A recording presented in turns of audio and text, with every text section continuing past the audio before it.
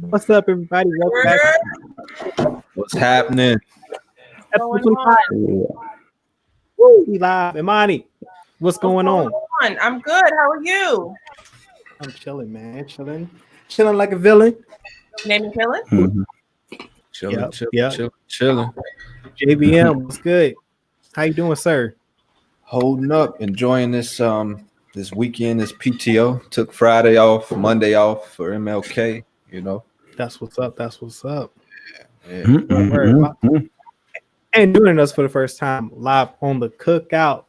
My man P. Rich, what's happening, sir? How you doing? Good. I'm doing pretty good. Been filming all day, so I kind of took a 2-hour break just so I could film this, and then I'll head back to set. All right. What you filming? What you filming? Just short film, man. We making short films over here. Trying to, Hey, Nice. Hey, another Save the Airwaves. Save the Airwaves. Save the Airwaves again. You can go over to Save the Airwaves on the Instagram. You can see what we've been working on. I posted a few stories on the Instagram. well, Nice. make sure you plug that when it's ready, because we definitely want to talk about it here on the show. Put it in the Discord and all that stuff. We'll definitely share it and put the word out. Make sure it's seen. It's seen, man. Okay, so we got a lot of Marvel news this week, man.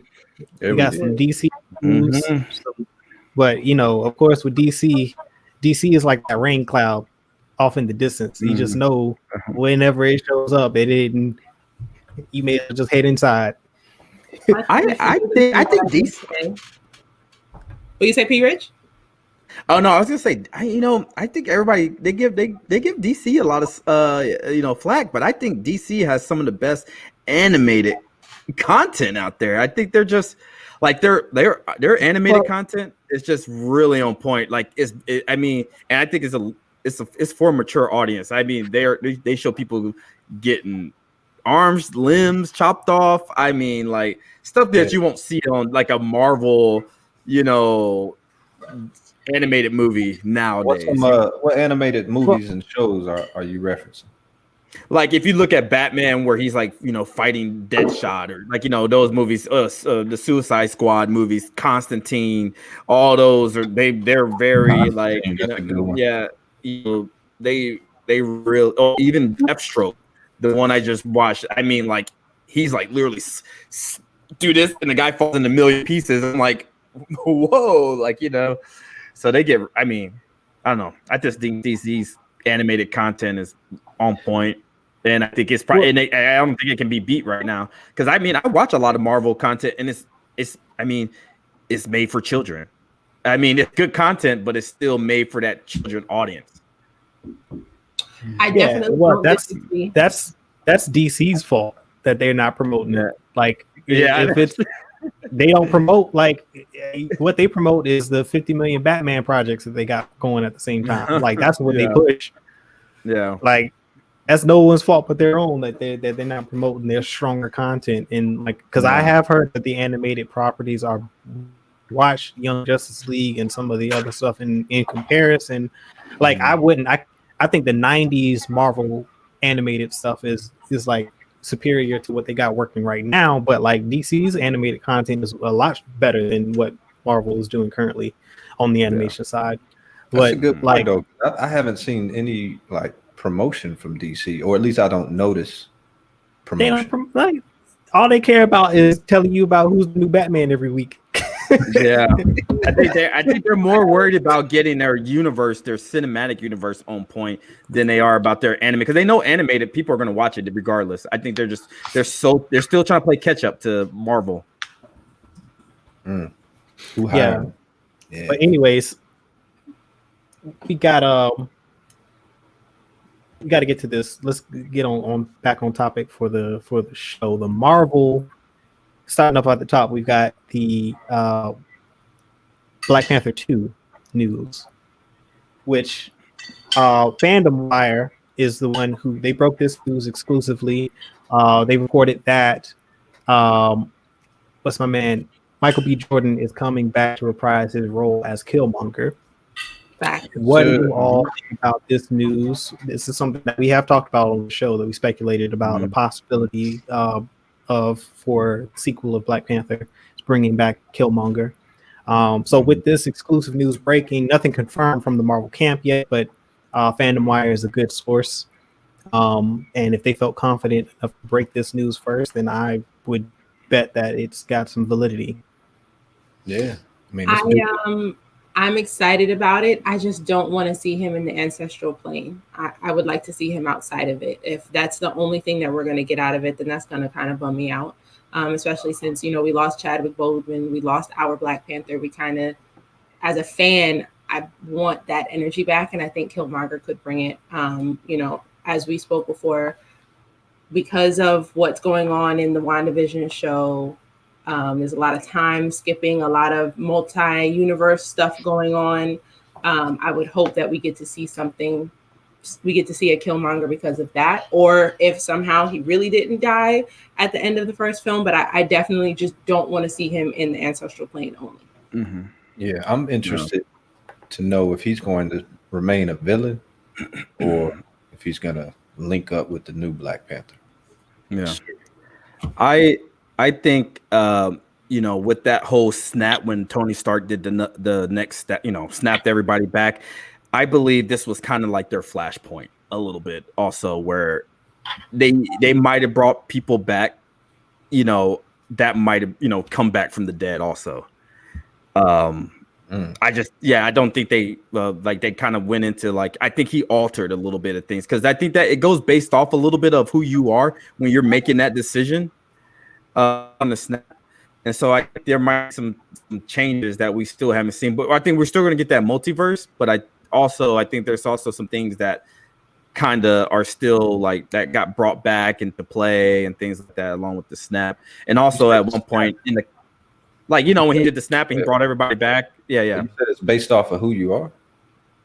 Yeah, I think there's a little bit like, you know, your personality when you do that, you know what I mean? Yeah, he wanted everybody to come back, but also subconsciously he might have had some other things that, you know, might have created, you know, manifested with that, you know. More tie-dye out here in the world. Yeah. So, and also at one point, I think in the comic books, Killmonger did go, like, he'd become the king of Wakanda, and he you know, in play, and that was a kind of a comic book run too. And he wasn't like the villain, you know what I mean? It was kind of like, you know, he took over and did some good stuff, and yeah. What I would like to see happen, and this is something I think I talked about it on the last time we talked about Black Panther 2, however many episodes ago that was. But I would like to see, you know, given that this movie is going to come out after Multiverse of Madness, after Spider-Man 3, and after WandaVision, of course, then explore the multiverse a little bit, and to the point, the version of Killmonger that becomes King of Wakanda, I would like to see that version of Killmonger be brought over from an alternate universe into the 616. I think that it would be really cool if you change the timeline in this alternate, in this other multiverse, in this alternate universe where Killmonger's father never goes to Oakland. They stay in Wakanda. And when T'Chaka becomes Black Panther, the king of Wakanda, he passes the mantle off to his brother, which is, you know, Killmonger's dad. And when T'Chaka passes the throne to T'Challa, and T'Challa becomes king, Killmonger becomes the Black Panther. And I could see a scenario where that version of Killmonger agrees to come to the 616 to help to help Shuri to take the mantle, and his version of Shuri takes the mantle of Black Panther in his universe. And so, like, the transition of power balances out on both sides in both universes.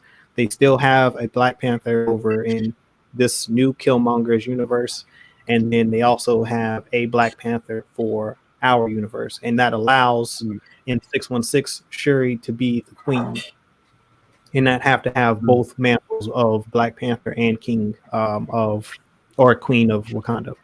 Like, that's what I would like to see. I think that would make more sense. And then being that it comes after the Multiverse of Madness and WandaVision and all these shows that explore alternate realities, it would make a lot of sense for the fans, because we at that point in time we'd already seen different versions of Spider-Man. We would have seen possibly different versions of Iron Man, because that's a rumor. For the Multiverse of Madness, like we'll see different versions of Captain America, we'll see different versions of Iron Man, we'll see different versions of all the Avengers. And so like we would have already seen and been accustomed to seeing different versions of the characters that we know and love. So like that's what I want to see. I think Ryan Coogler is the right person for the job, and he knows the lore. And like I think he's going to be the one. I think he can see, and Kevin Feige, him and Kevin Feige working together. I mean, that's a perfect tandem, in my opinion. Like those two. Yeah, I'm right there. I've heard Earth 616 a lot recently, especially since WandaVision is out now. And I want to know, how did they name this universe? Is it in reference to a series from the comic books, or is it just that there's over 616 Earths, and this just happens to be Earth 616? It's both. Yes to both of those questions. Like, so the version of Earth that we are following in the MCU cinematic universe is 616, but that's also a version in the comics, which is kind of modeled after the movies. Like it kind of follows loosely what's going on in the MCU. So yes, you guessed right in both counts. Yeah. But nah, like, how's everyone? I hadn't seen anyone in the comment section, but yeah, let us know what you think about the Black Panther news, Killmonger, any ideas, thoughts, ideas, and opinions you have on this character returning. Do you think it's a good idea? Do you have any, suggestions or ideas on how they should bring this character back to life? Do you want to see the evil Killmonger, or do you want to see a good version of Killmonger? Like, what's up? Let us know. I'm not sure if I want to see Killmonger. Like, I want to see Killmonger, but he has such a good ending. Yeah. Black Panther 1, it's like, dude, I really want to see this get resurrected. But I mean, if they go the route of what you were saying, Coop, with having a different universe Killmonger, I mean, that to me, that's the only thing that would make sense. It couldn't be the same Killmonger. There's no way he changes his mind at the end. From what he said, like his heart was in that. Yeah. And Kevin Feige has also stated that like everyone who died prior to the snap is not coming back. Because that also plays into Vision and WandaVision and all that stuff, because he died technically before the snap. And like, so any character that died prior to Thanos' first snap is there. It's a permanent death. Like they're not coming back. They did. Yeah. Unless they introduce some sort of a necromancer. Go ahead. What was Killmonger's Wakandan name?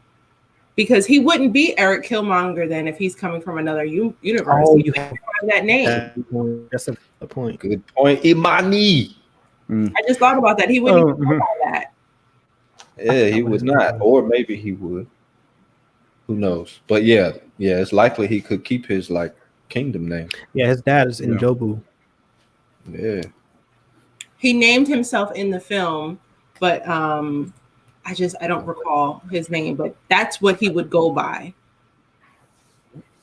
Yeah, what is his actual? No, but he has a name. It's on his lip, because this is his actual name. Oh yeah, when he does that, it's I can't read that. Yeah, it's his birth certificate. I know, but I'm looking at it's in Wakandan, but I can't. I forgot what his name was. Let's see if I can find it here. What did your mom say? Yeah, I'm looking at that. I don't know what she meant. Yo. Oh no, she meant that. I'm not putting that up on screen though, but yeah, she meant that. Wait, man. Remember we talked about this? Yes, I remember. We had this conversation on the stream last time. We did. His birth name was Jadaka. in Jadaka. Njaka. Yeah, because his dad. Yeah, and his dad is Njobu. In Jadaka. I see it. Yeah, that's what it was. So they would get into Jaka. That'd be what's up. He wouldn't have those marks on him either, those tally marks. Yeah, he'd be would have that. he'd be a completely different person. His arc would be completely different. He would have grown up in Wakanda. He would have He grown wouldn't up have in Wakanda box. culture. Yeah, he'd be way different. Now it would be interesting for Shuri to interact with this version of Killmonger. I think P Rich is having some technical difficulties. Get him back on the stream if you can. We lost. P-Rit said his computer died. Oh Man. I would be excited to see how Shuri handles that, especially knowing that this is a person that yes, she can see him, and yes, he looks like the Eric Killmonger that she knew, but it's not. So that would definitely be an issue. Even at this point, their mom is still alive, the character played by Angela Bassett. So that would be dope to see how, she's, even though she's no longer queen, she is still the matriarch. So, to see how she handles, supporting them through this transition would be dope too. That's a good point, Bonnie. Yeah. Ooh, yeah. Seeing Angela Bassett work with Shuri, like that, the mother-daughter connection. I definitely would love to see that. Especially Shuri was so rebellious even in the first film, and a lot of people, even M'Baku had problems with that when it was time for the ceremony. She was playing games, complaining about her corset, and he's like, yo, the future is Wakanda's happening right now, and you playing games. So I definitely would like to see how she handles, like, okay, I got to step up and be queen now. Like, I can't joke as much as I did before. I'm now responsible for these people. How old was she in that movie, though? Wasn't she a teenager? She was a teenager. Yeah, she's supposed to be like 16, 17. She had a little joke in her, but she's grow. She's got to grow up. Like, she's got to mature. Well, she's not going to grow up. She's got to mature, though. She's got to mature a little bit. And that's being Queen and Black Panther is a level of responsibility that, while, she had control of the lab and science, like she's behind the scenes doing all the magic, and now she's basically the face of the nation. So it's a huge undertaking. I don't mind her being queen, but I low-key don't want her to have to fulfill both of those spots. Like, let somebody else be Black Panther while you are still, the tech queen that you are. Like Michael B. Jordan. Just have him be. But it'd be kind of cool. But it'd be kind of cool to see her as this kind of hybrid of, like, she's Tony Stark, the Tony Stark of Black Panther. I mean, she's Black Panther, but incorporates all those gadgets that she has to her suit now, and she's just a badass in combat. Yeah. I think T'Challa was Tony Stark. They just didn't show his science side, but he's smartest dude. He had Shuri to do all that extra stuff. He just did what she told him to do. As far as the tech stuff goes. Look, he big brother.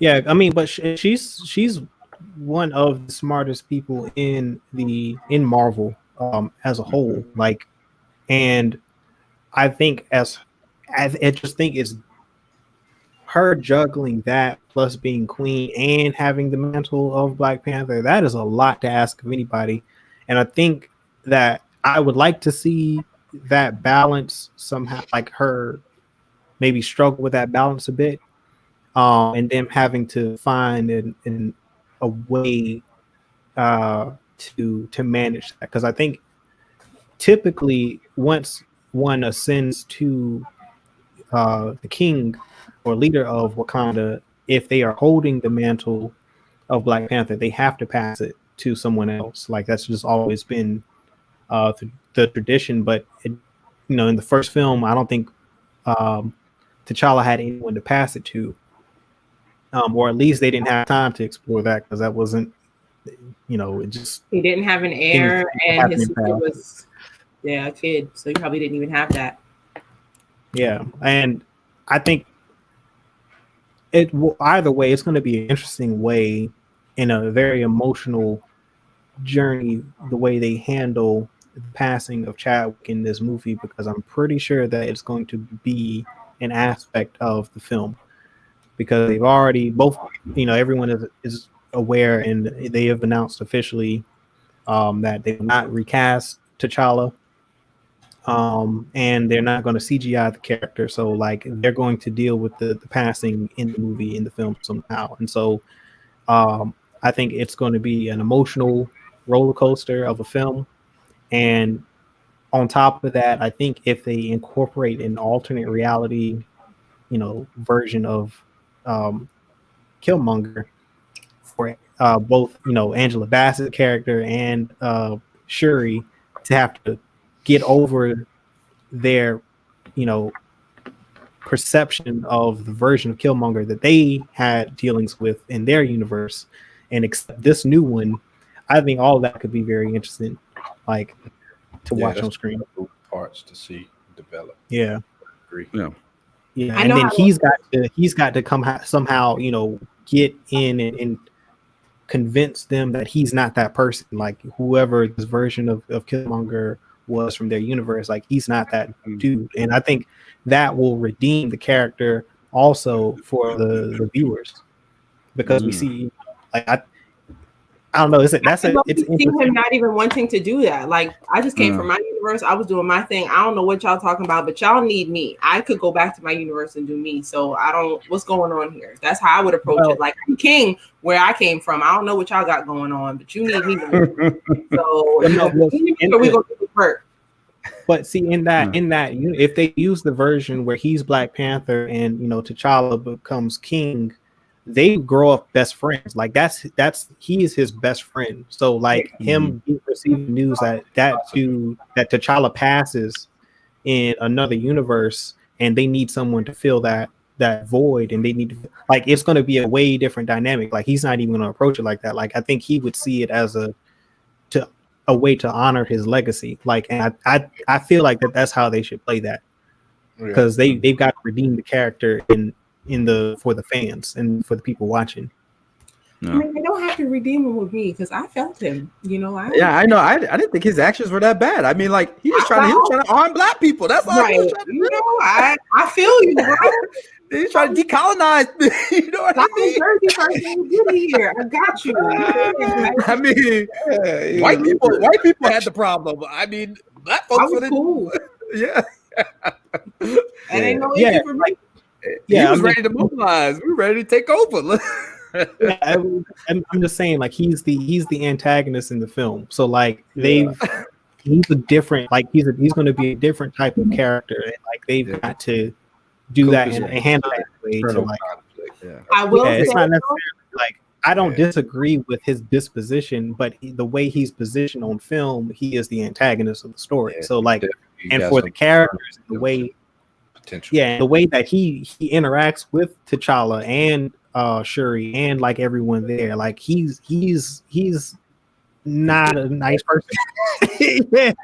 Like he went about it a little differently. So I will say this: I would hope that he is still, his mindset is similar to that of Eric Killmonger, but he grew up in Wakanda. Like I want to see an N'Jadaka that is excited that Shuri has, or that Wakanda has, like centers in other countries. Like at the end of Black Panther, T'Challa gave her that center, in LA. I would hope that the new N'Jadaka is excited about that. Like, yes, he is from a different universe, and yes, he was Black Panther's friend, and they didn't grow up separately, but they are still the same person, just in different universes and with different upkeep. So I would hope that there's a little Eric Killmonger in him in a way, and I hope we see it. I don't want it to be just completely different. If Eric Killmonger is the Black Panther in his Earth, then what would make him abandon his kingdom from his Earth to come be Black Panther on this Earth? Because that would kind of like be against his creed, right?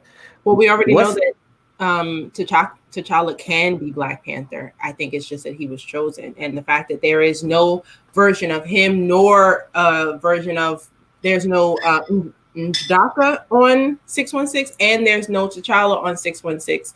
That would make him say, okay, one of us has to go. Let it be me, and let T'Challa stay here. and T'Chaka is dead as well. I see what you. Okay. Yeah. When does Black Panther coming out? It'd be they haven't given a release date. They haven't gotten a release date. I'm thinking after. So this could be after they set up this whole multiverse and everything. This might be, was it Phase 5 it's type definitely stuff? after. It's not going to be in Phase 4. It's going to be in 5 or 6.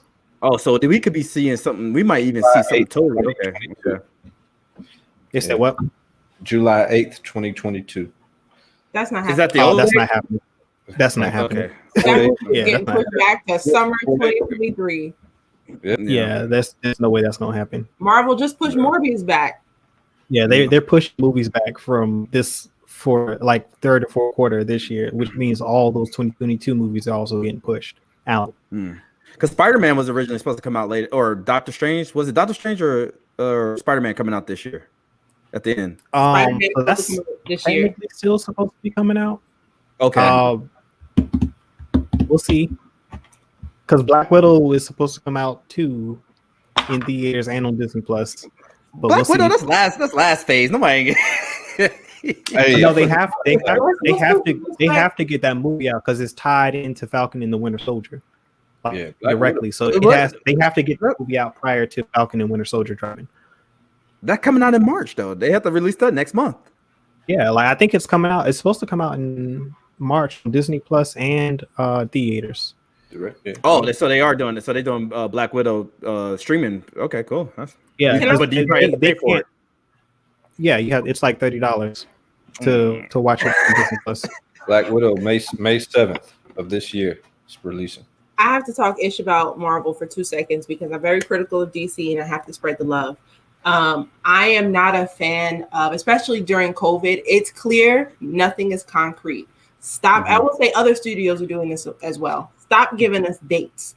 Y'all don't know when this stuff is coming out because you don't know what COVID is doing. Give us a trailer, say tentative, and leave it at that. Stop giving us a date and getting us hype and pushing it back because now we've seen trailers for films that we don't even know when they're going to come out. Like I can say for the shareholders, they got to know something. I mean, but this seems counterproductive, especially with something like Black Widow. People aren't hyped for it anymore. And Black Widow, this film should have been happened. I don't understand why it took her so long to get a solo film. But now it's coming out. Disney is going to try to make people pay $30 for it, just like they did Mulan. And Mulan already proved that people don't want to do that. So it's already something against them. And now they want to keep pushing movies back. I think everybody's best interest that they don't release it until they know for sure. They can't do that. No, I'm not. But I had a one-time purchase. It's like that's. I may as well. You're buying the movie, but like I don't know. If they release, it's a financial play though. Like the reason why they have to put these dates out. But the reason why they have to announce release dates is they're a publicly traded company, and every time they put out a release date, their stocks go up. So, like, if they don't put out any release dates, then like their stocks and shares go down, and so their shareholders start to lose money. So, like, they have to constantly promote and push and put out release dates because it makes it look like things are happening on schedule, and so that it's just economics. It's not even. But here's the problem with that, right? Especially with Mulan, a movie that cost so much money that got people so hyped, and then it didn't make any. So really, how valuable is it to keep putting out these dates? Like I get it. They got to figure out something else. Maybe give us a trailer. Don't give us a tentative date because you don't know yet. Like they're gonna promote these movies that are not gonna make a lot of that money back. They might make some of it. They might make it after COVID when people can go back to the theaters, but they're not going to make it right now.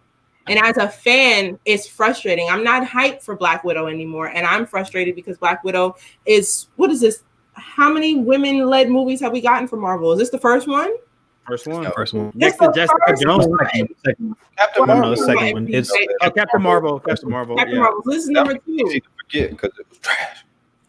Okay, so let's just say there's a lot of people who feel the way that JBM feel, right? And now their second woman-led movie after all of these other films that they've had, and this is how they want to treat her. I was excited. Yeah, I was excited for Black Panther. I was ready to see Taskmaster. I enjoyed I love Taskmaster. Black Widow. You know? Black Widow. Yeah. Black Widow. Is that what I say? Black Panther. Black Panther. Oh, Black Panther. Yeah. Well, I mean, hey, Taskmaster fights Black Panther too sometimes. Dude, Black Widow. The first trailer I got, I was like, okay, I can get on board. This is good. But Taskmaster, I was really hoping hopefully they do him justice, because Taskmaster is in the comic books. He goes up against some real hardcore people. I mean, he's just pretty much the bad version of Captain America, but like, I mean, it's just like he can mimic any skill, movement. Like dude, he's like Kakashi Sensei. Yeah, he's bad. He's bad, dude. I love Taskmaster, but I mean, like, if you're gonna charge people on Disney Plus $30 to watch this film, you might as well just release the DVD. Also, you know what I mean? Just give me the DVD. Give me the. I need the bloopers. I want the exactly cut. I want everything. Yeah. Commentary. For $30, you better be giving me something. Yeah. The $30 is I don't know. I'm not. That seems it's very steep. For. In my opinion, and it's on top of the monthly subscription. Like, you have to be subscribed. Like, it's not like this is, I can go to Disney Plus and just purchase for $30 without a subscription. Like, no, you have to be subscribed, and on top of that, you have to pay the $30. But it's a one-time charge, which is better. But it's still like, what if you like that's kind of. Yeah, it's kind of steep. I feel like I think the better format to do would be maybe charge $20 for people who have a subscription and $30 for those who don't. Like, I have a subscription 15 tops. Yeah, 15 tops, because I mean, like, $20, you might as well buy it's like $20. If I can go to the store and buy the Blu-ray for $20 and I get the bloopers, director's cut, deleted scenes, and that's what I mean. It's like, if you're gonna charge me that price point, you're not gonna get the DVD and Blu-ray till like next year. I know, that's what I'm saying. Like, I mean, like, if you're gonna charge that, if you're gonna charge that price point, you might as well just release the DVD. Because what if I paid the $30 for Disney, the Disney thing? I love the movie, and I want to see more. Now I got to pay another $30, so I'm paying $60 total. And now I got but I get to keep it permanent. And it's just like, man, that's like $60 in drain for Black Widow. Yeah, I mean, eventually those movies are gonna be free streaming on the service. Like, that's also a thing. Like, because it's like, once it's done with its run in theaters, it's gonna be on the streaming service, like on the regular streaming side. Also, if they announce the date, like how they announced the date for Mulan before the movie comes out, that was the dumbest thing they could have ever done. Before Mulan was released on Disney Plus, for the premiere access where you have to pay for it, they announced what date it would be available on Disney Plus for everybody to see. So people were like, oh, well, if it's going to come out this quick anyway, then I'll just wait. It's just Mulan. They did that come out on December. When did that come out, actually? I paid for it, so I had it the whole time. September. No, I think it came out like, I was like, Thanksgiving or... Well, Mulan? It was one of the holiday weekends. It came out. No. It was a labor. It was around September. I remember somebody's birthday. No. That's they're talking about when it was released for everybody on Disney Plus. Gotcha. It was around the holiday. Yeah, it was around the holidays. The original release digitally was in September. You're right. But like, they put it on Disney Plus for everyone to view like a couple months later. Because to Monty's point, I remember seeing that and I was like, if they're going to release this in like Christmas time, like, I could wait till like then to watch this. I'm not paying $30. And people might be full with Black Widow though now, because if people seen that, they're going to be like, why would I pay $30 when they're going to release the film in 2 more months? They're just going to wait. Like you said, they're just going to wait and just be done with it. That's what I'm saying. They messed up with the scheduling, I feel like Black Widow's film is going to suffer because of it, regardless of how great it is. But yeah. I will also say, I hope that the success of Wonder Woman at HBO Max turns this around. HBO Max will also be releasing, regardless of how we felt about the film, everybody watched it. I don't know one person who didn't watch that movie. So whether or not we liked it, the movie was still successful, and that's why she's getting a third film. Yeah, the movie. How was that movie successful? Because you watched No, it. it's not. No. Like it was successful because it got subscriptions for HBO Max because Right. it had Yeah. that's it. Not the movie itself, but it was successful in getting HBO Max subscriptions. Like Mhm. different. That's Okay. so. It drew people in. It's Name not drew the people. success that they Yes. want, Mhm. but it is. It was the gold suit on the covers. Yeah, that's so. They at least they know that they're gonna have at least how like with the current HBO slate of movies that they got coming out. They know they got those players now because I'm excited to see King Kong. I'm excited to see Dune. I'm excited to see that new Denzel Washington movie coming out at the end of the month. Dude, it's just like if we get Dune because they're suing. So oh, are they that- doing it? Are they trying to fight that? Yeah, they're fighting that. They're taking that to court. Hold on, what's Dune that? is suing. Dune is there. So they're the studio that produced Dune is suing Fraudulent HBO. activity? Yeah, because that wasn't a part of the agreement to release this film early on HBO Max. Like it was supposed to. They were contractually obligated to release it in theaters, and after its run, it can go for digital distribution. That they're suing them for basically voiding the contract. Damn, did they? I mean, was this contract before COVID? It had to be. The movie was filmed before COVID. Yeah, it was filmed before COVID. Yeah, So they're just like, I nah, don't. fam. They might lose. I mean, because it's this COVID it technically falls under the Act of God clause. So I don't know if this can win. God, But it might push the movie's release back. You know, like it might not. They might just stall, like it because it's like, you know, if you're not going to make any money off of this, and we're not going to make any money off of this until this is settled. Yeah. So I mean, that could be a thing. So, and like, you know, the goal with the Dune project is they want to set this. This is going to be they're setting this up to be a franchise. So this is going to be the first in a series of movies, and they want this to have a box office theatrical success. Mm-hmm. Newspaper. I want the fan. Our sponsor for tonight, Bang.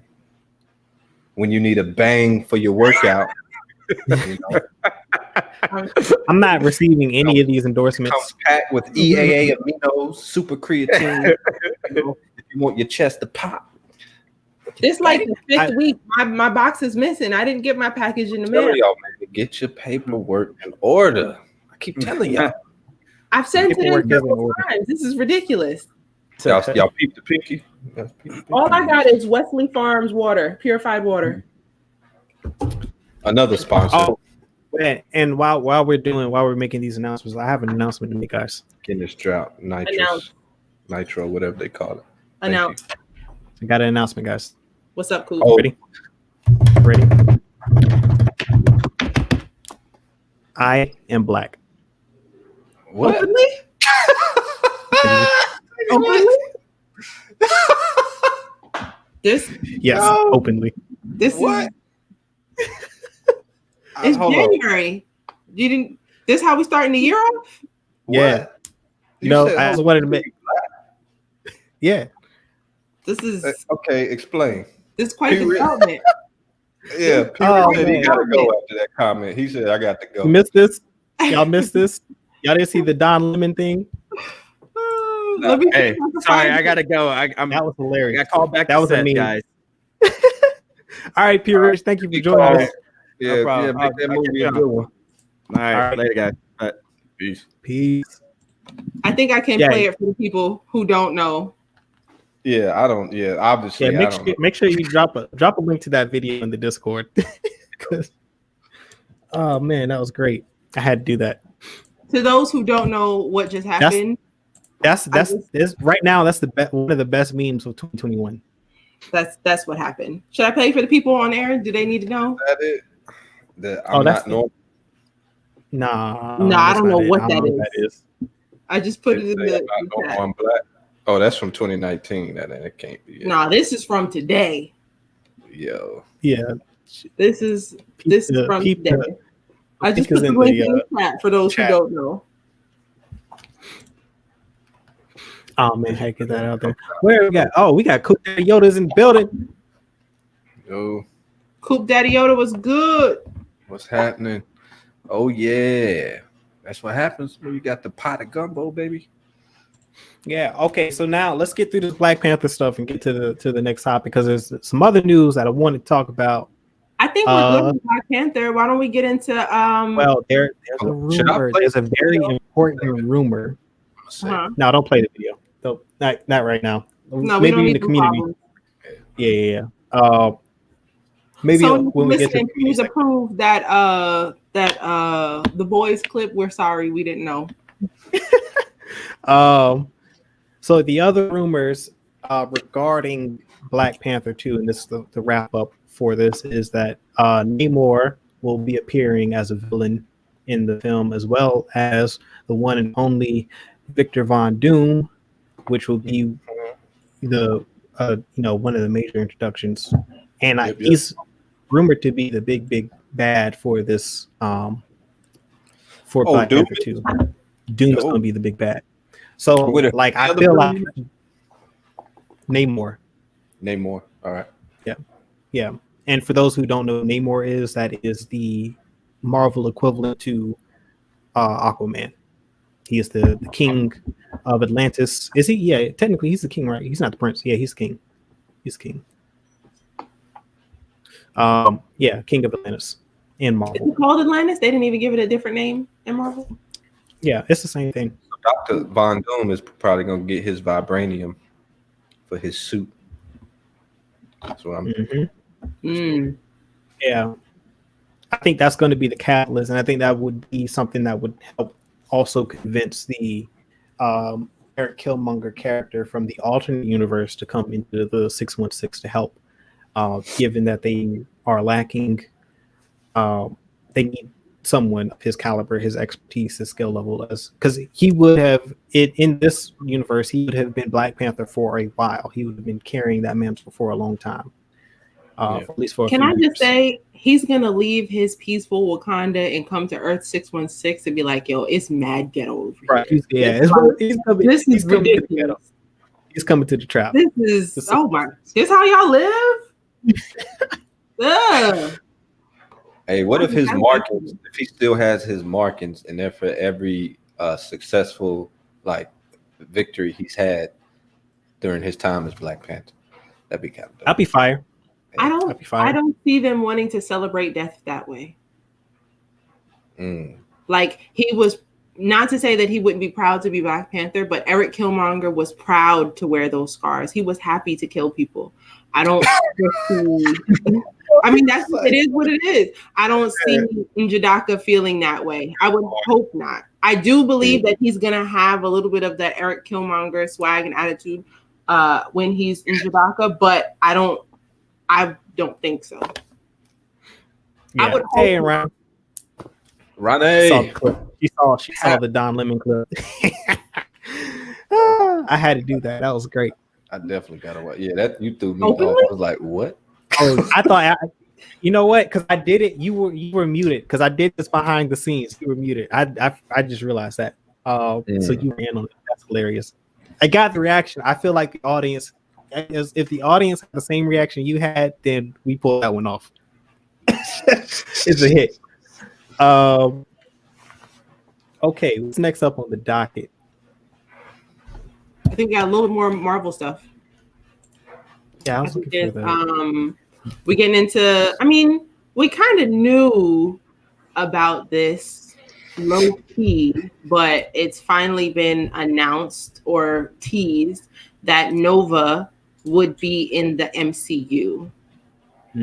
But if you are someone who stays until the post credits after every single Marvel film, you would have seen that Adam was foreshadowed. Even his name was said at the end of Guardians of the Galaxy 2 by the Golden People. Yeah, the Golden People. Golden People. So Black Adam, how y'all? Black Adam play into all of this? That's DC. That's DC. Oh yeah, that's DC. I'm tripping. It doesn't. Yeah. They kill us. Everybody's names are so similar. It's a lot. Yeah, because I mean, what happened? I think the DC was DC first. I can't remember, but there's a reason why all the characters are basically the same. Like they shared writers and artists for a while. Like some artists and writers left from either DC or Marvel and went to the other and started creating DC characters. was first because Superman was the first. So yeah, a bunch of the writers and artists from DC left and joined Marvel's camp, and then they recreated all the characters basically from DC. Is this why we have Shield and Hydra? Connections.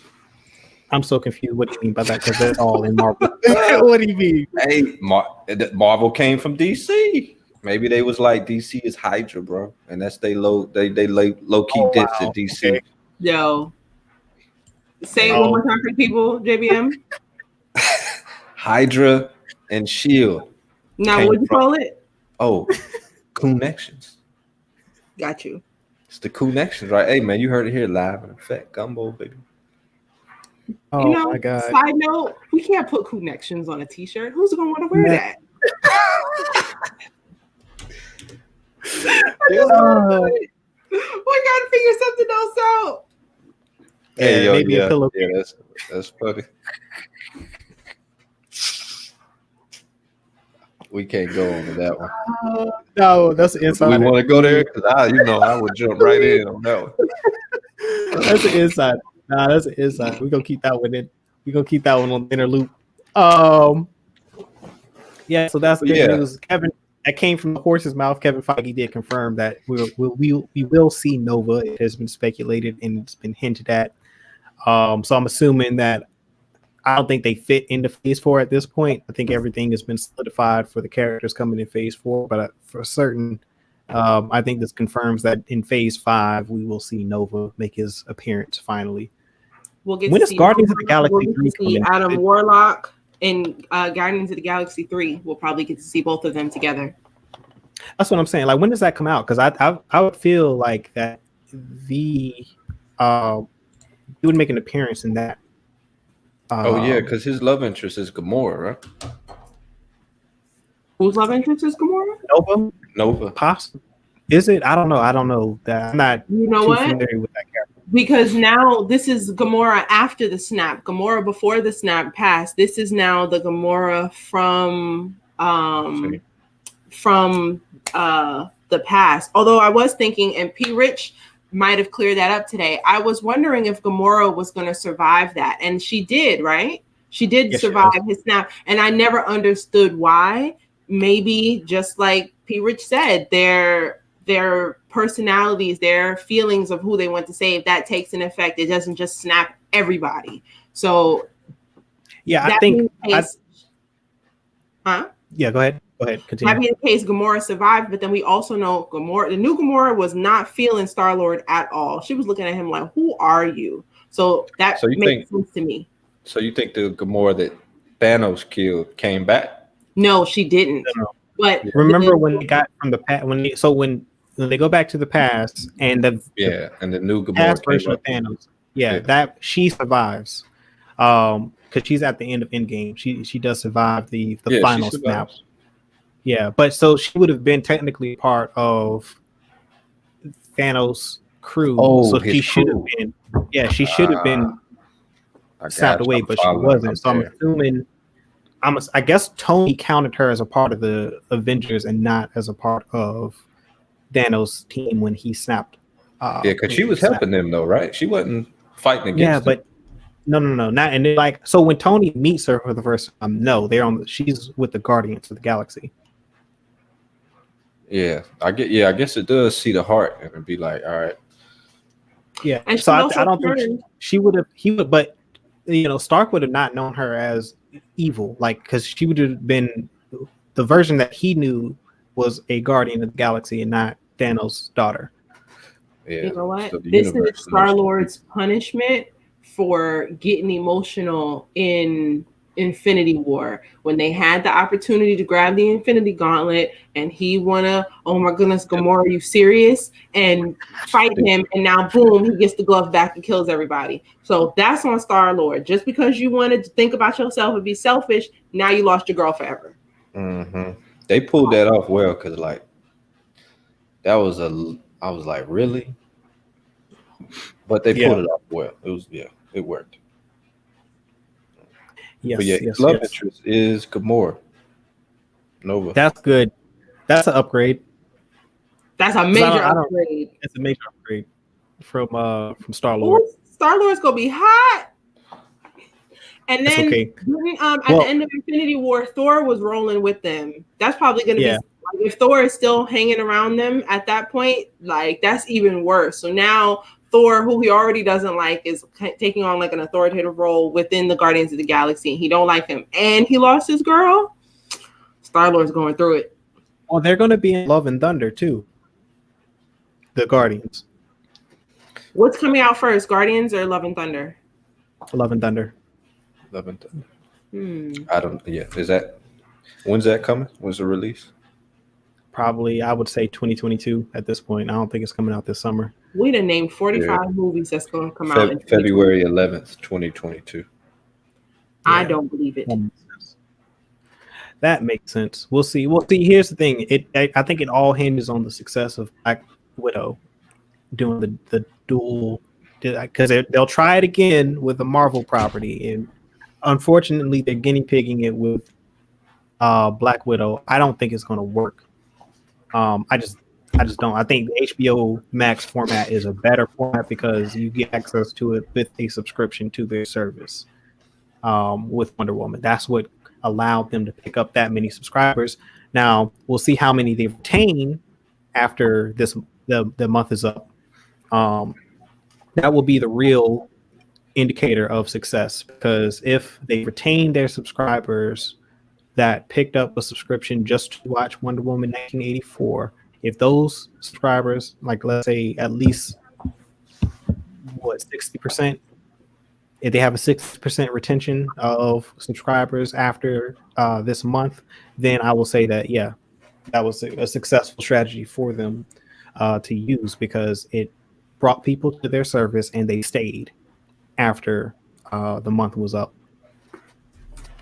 Because other than that, it wasn't like they said, all right, I'll pay like $12 to come and watch Wonder Woman, and then I'm canceling my subscription. And so if they lose all those subscribers that they picked up in December, then like you I can't call don't think that they will, because there's just so much great stuff on HBO and so much great stuff coming. As long as HBO is doing a good job at advertising that, I think they can maintain those subs. Like I wouldn't get rid of my HBO subscription. Yeah, no. Well,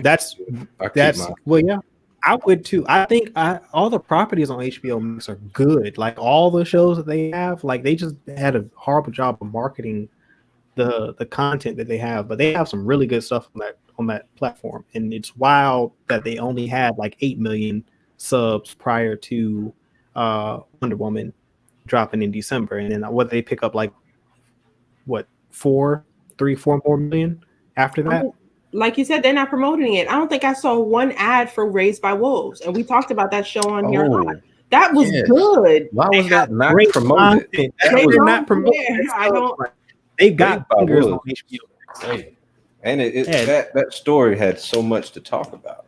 It's like they got bangers on HBO Max, man. And I still listen to that intro music, by the way. Lovecraft Country. Don't mind me. What?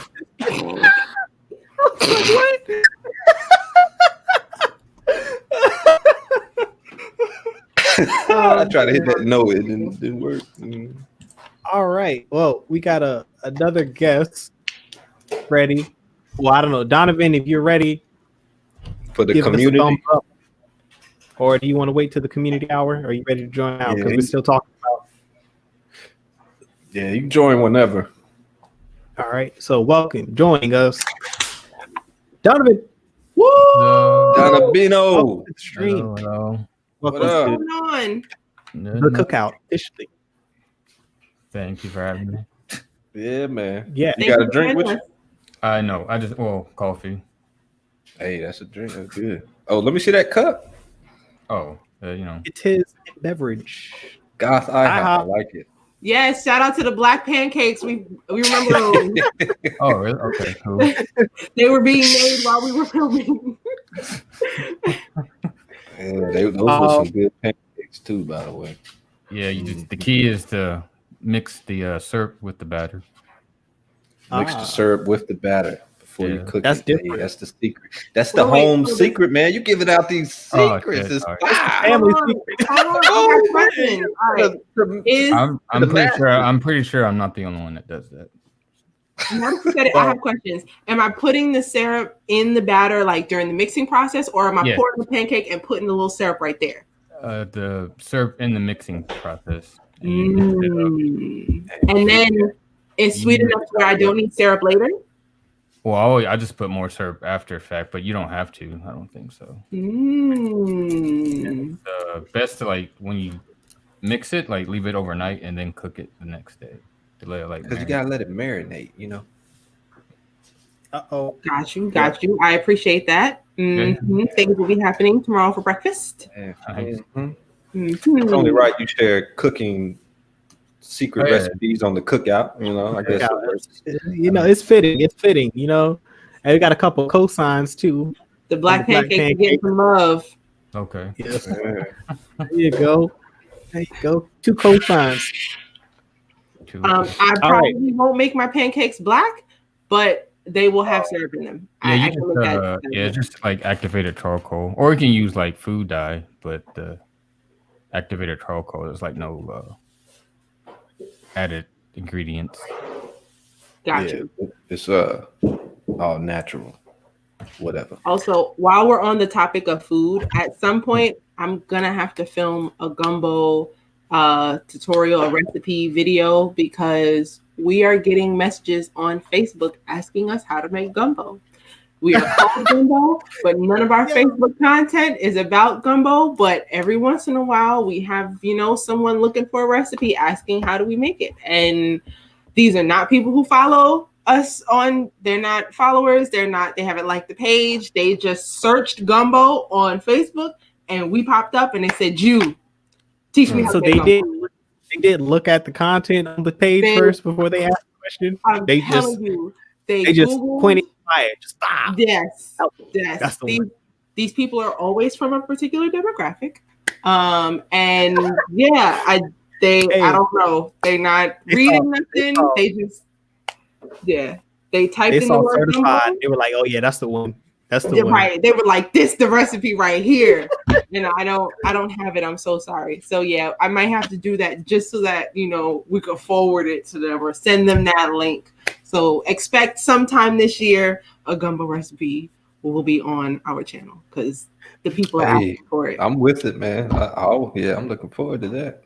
Because I can make a chili, but I've never tried a gumbo. We're fast we can have a cooking show. We're fast approaching our hour mark, and before we get into, because we're going to talk about WandaVision a bit before we move to DC.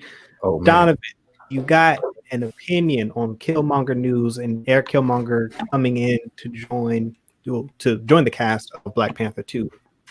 So that's a confirm. He's actually going to be in 2. Yes, that is a rumor from a very solid source. Okay. Fandom Wire reported it. It was an exclusive that they put it on their site and pretty reputable. So I trust it. Yeah. I don't know how I feel about that because I know I was super excited when I saw Dr. Doom. Yeah. So that's also another rumor that he's going to be the big bad in this. So the movie is going to take place basically after the Multiverse of Madness, WandaVision show, and Spider-Man 3. So like alternate realities, multiverses, all that will be explained in canon. And my running theory is that they are going to pull an Eric Killmonger from an alternate universe that, the version of him that stayed basically in Wakanda and became Black Panther, took up the mantle. They're going to pull that version to come to the 616 and be Black Panther for this universe. That's my running theory. I think that's how they're going to handle it. I don't think they're going to resurrect Killmonger from the 616. I think that's a permadeath. Yeah, that won't make sense because that story was pretty said and done. Yeah, I don't think anyone's going to buy a resurrection of that character. And just be quite frank. I think an alternate version is going to be the one that people kind of stick to. It has to be an alternate version. It's gonna have to be. Is that how you think they're gonna introduce the X-Men? Because I'm trying to stay away from all the news, mostly because I still like to be like surprised. We might see X-Men before then. What's up, sir? We're possibly going to see them in the Multiverse of Madness. Okay. Yeah, that's what I was thinking that too, because that's like the whole point of the movie, just to see Doctor Strange. I think that. Doctor Strange is going to do it's going to explore the multiverse concept, and we'll see different versions of characters that we've seen before. In that, I feel like that movie is going to be like watching it with 3D glasses without the 3D glasses. You're basically watching Inception at that point. It's gonna be a mind bend, and I'm like thoroughly looking forward to Multiverse of Madness. I think that's gonna be a fun movie to watch. I'm expecting Spider-Man 3 to prepare me for the Multiverse of Madness. Like, there's going to be so much madness in that movie. We're going to need Spider-Man 3 to ease us into it, because it's already crazy that we're going to get to see Tobey Maguire, Andrew Garfield, and what's his name? Alfred Molina's coming back as Doc Ock, I think, right? They're all coming back. We're going to get to see Electro, Jamie Foxx. Okay, they're all going to be in the movie. Yeah, they going into Operation Oprah with these characters. Everybody gets one.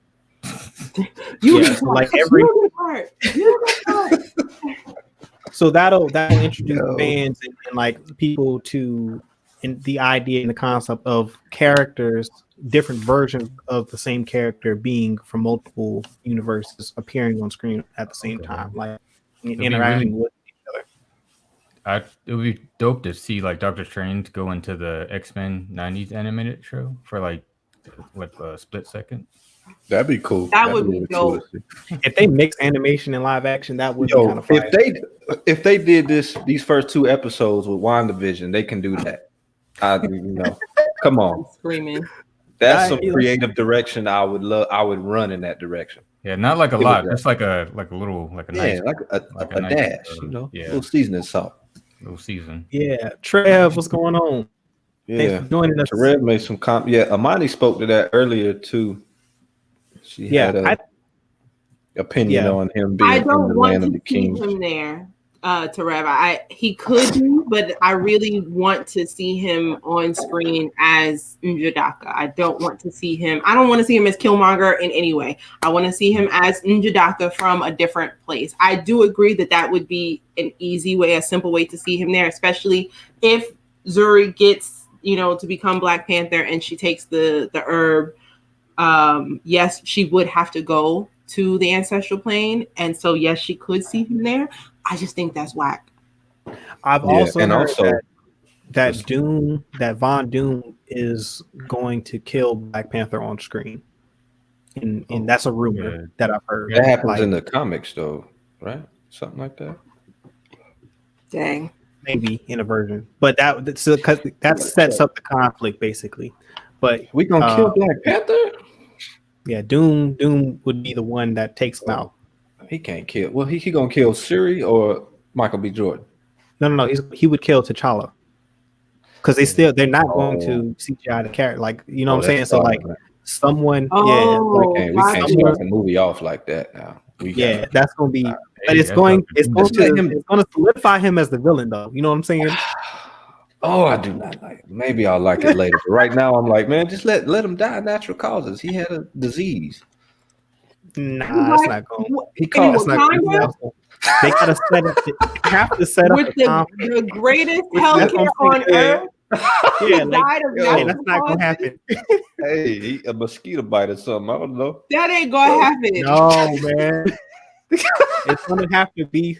It's gonna have to be a Doom level threat like that would take out Black Panther.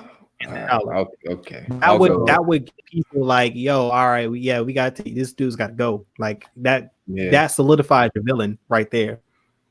And then it's kind of like, and if Eric Killmonger from 616 is in the what's it, the Land of Kings, Mm-hmm.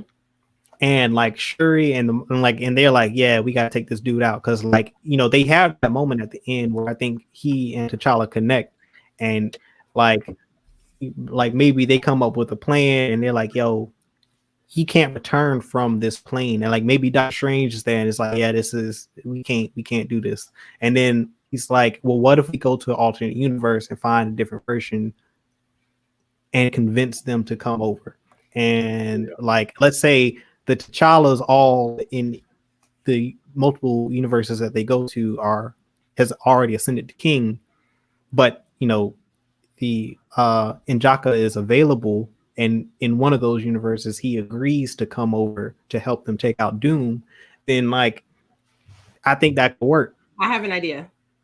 What if N'Jadaka comes to Earth 616 and for some reason has to go through the process here and take the herb on Earth 616 and goes to the ancestral plane and meets Eric Killmonger? Bro, what if? What? No. That would be interessante. Because you have, yeah. Because I was thinking Doom, though. What if the Doom from that version, from whatever universe that N'Jaka is from, comes over into the 616 and he chases him over into the 616? So like we're getting that Doom from a different universe. From a different universe. And he's the one that takes out he takes out T'Challa, but then the other Killmonger comes over as Black Panther chasing Doom to figure out where he went because he knows he came over to the 616.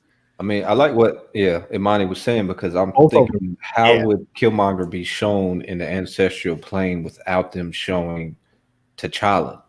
Like, so that method would make sense. I mean, I don't think you have to, because remember when Eric Killmonger went to the ancestral plane, he didn't see T'Chaka. He saw his father N'Jobu. So maybe you get to see who can best help you. And in that case, it would be Eric Killmonger assisting N'Jadaka.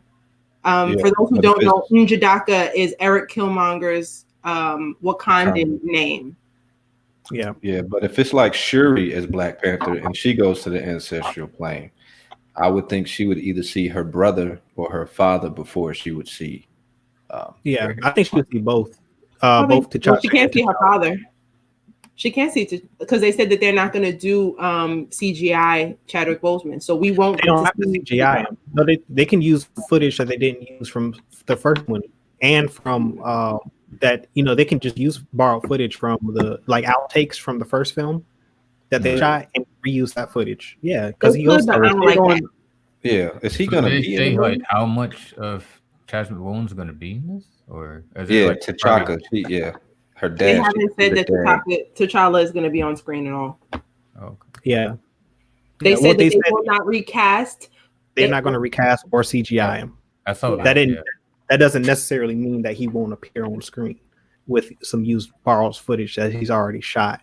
Because they could use footage from Civil War and from Black Panther 1 and from Infinity War and like Endgame. So like they've got footage that they haven't used with him.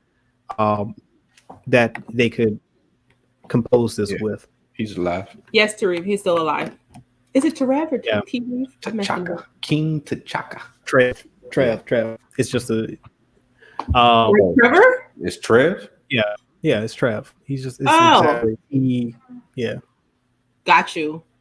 So, Trevor.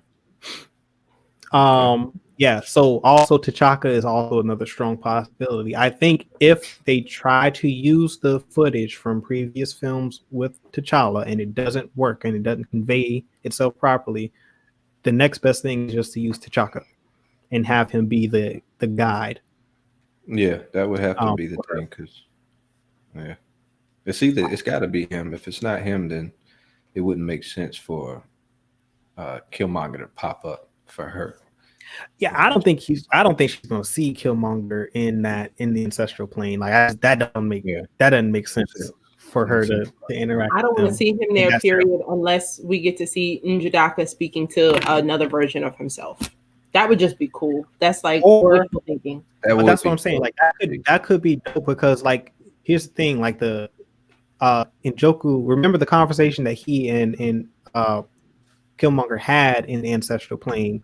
He didn't have a negative view of Wakanda like his dad did. His dad never had a negative view of Wakanda. And I think in the ancestral plane, with them being united, T'Chaka and Doku and N'Jaka all there, I think they can, at least their spirits can come to, an agreement and, be at peace with one another. We didn't put any respect on M'Baku's name like this whole time. We didn't mention him once. You know what? Yeah, but that's, I thought about him, but I was like, I don't think they're gonna go with him. Like, I do think the character is important though, and we need to see him on screen again. In fact, absolutely. Actually, it wouldn't be a bad idea for him to become king. Like that's. Oh, you think him and Shuri are gonna link up? You know? I don't think No. I'm saying, or at least, he's now. That colony is now a part of the 4 tribes. It's 5 tribes again, so they are all included now. So M'Baku will have more of an authoritative position within the Wakandan government in Black Panther 2 because we saw he joined forces with them at the end of the first film. But he would have to fight. They would have to fight to determine who becomes they would have to fight. So he would challenge the throne, but he would have to challenge for the position. I don't think he will. True. Depending on how they handle the death of T'Challa on screen, because I think if they do, like, let's say they have Doom kill T'Challa, like on screen, off screen, whatever, what have you, right? However they handle that, I don't think that anyone is going to challenge Shuri for the throne. Like, it just doesn't. Why would they do that? Like, even from a story perspective, why would they do that? I think that in that moment, an outside threat taking out Black Panther is going to unite all of Wakanda under Shuri. I have an idea. What if Black Panther being killed doesn't happen in the Black Panther film at all? What if it happens in a separate film and we see the fallout from that happen in the Black Panther film? I think it could totally happen off screen. Like, I think we could see like the events and the fallout of it on screen, but I don't think what happens on screen. I don't see that. The Cool says after the bad footage Leia in the latest trilogy, I can't see them doing that. I agree with you, and I feel like if they do go that route, if it doesn't work, don't force it. Like, try it, and if it doesn't convey and it's not strong enough, don't use it and do something else. Like, I think that's Ryan Coogler will shut that down immediately if it's like any hint of it being. Yeah. I think if it hurt Black people too much. If it comes across flat or it doesn't deliver and convey the amount of emotion and message necessary, like, cut it and do something else. Concerning Von Doom, like y'all saying if he could be the one that kills T'Challa, in my mind, I'm going to use semantics and just say he's responsible for T'Challa's death, not necessarily he killed T'Challa, because I can deal with that. That I can sleep better. Hey, yo, what? All right. Hey, listen, whatever help you sleep at night, my man. T-Rev says maybe M'Baku could marry Shuri. I don't like that at all. I'm not with that. I think 4 times her size. What? God. Like anyway, I'm screaming. I was thinking more because of an age thing. There is an age gap, exactly. She's also minor. M'Baku is married.